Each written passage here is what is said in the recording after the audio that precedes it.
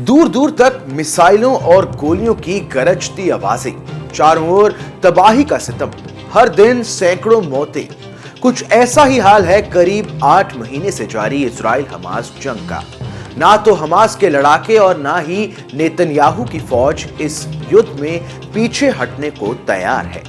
यही कारण है कि 7 अक्टूबर को हमास के इजराइल की सीमा के अंदर घुसकर किए गए हमले से शुरू हुआ वार पलटवार का सिलसिला अभी तक जारी है। लेकिन अब कुछ ऐसी खबर आ रही है जिससे ऐसा लग रहा है कि इजराइल कमजोर पड़ता जा रहा है। इस युद्ध को लेकर अब इजरायली सरकार ही दो गुट में बढ़ती नजर आ रही है। हाल ही में इजराइल हमास जंग के चलते बढ़ते अंतर्राष्ट्रीय दबाव के बीच इजराइल की युद्ध कैबिनेट ने गाजा में युद्ध विराम के प्रस्तावों पर चर्चा की। लेकिन प्रधानमंत्री बेंजामिन नेतन्याहू की कैबिनेट के मंत्री इस मुद्दे पर आपस में ही उलझते और दो फाड़ दिखे। एक तरफ रक्षा मंत्री बेनी गैंट्स ने कहा कि अगर इजरायली सरकार बंधकों की रिहाई के समझौते को रोकती है तो उसे सत्ता में रहने का कोई अधिकार नहीं रहेगा।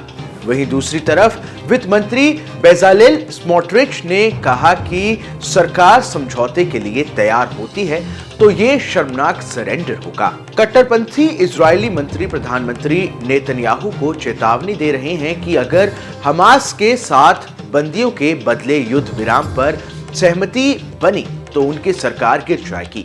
वहीं दूसरी ओर काहिरा में हमास नेता और मिस्र के मध्यस्थों के बीच भी संघर्ष विराम को लेकर नए दौर की वार्ता होने वाली है।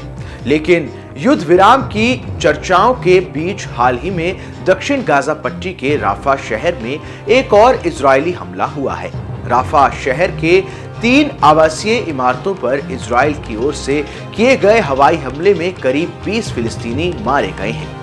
फिलिस्तीनी आधिकारिक समाचार एजेंसी वफा ने 29 अप्रैल को बताया कि गाजा पट्टी के राफा शहर के आवासीय क्षेत्र में इजराइल ने हवाई हमले किए जिसमें करीब 20 लोगों की जान चली गई। पीड़ितों में बच्चे और महिलाएं शामिल हैं और कई अन्य लोग अभी भी मलबे में फंसे हुए हैं। नागरिक सुरक्षा दल उन्हें बचाने के लिए काम कर रहे हैं। आपको बता दें कि हमास संचालित स्वास्थ्य मंत्रालय ने 28 अप्रैल को कहा है कि पिछले 24 घंटों के दौरान इजराइल की ओर से किए गए हमलों में करीब 66 फिलिस्तीनियों की मौत हो गई और अन्य 138 घायल भी हैं। पिछले साल 7 अक्टूबर को इजराइल फिलिस्तीनी संघर्ष शुरू होने के बाद से गाजा पट्टी में मरने वालों की कुल संख्या 34,454 तक पहुंच गई है और 77,575 लोग घायल हो चुके हैं। इस खबर में बस इतना ही। ये खबर आपको कैसी लगी हमें कमेंट कर जरूर बताएं। देश दुनिया की तमाम बड़ी खबरों के लिए देखते रहें न्यूज़ नेशन का डिजिटल प्लेटफॉर्म।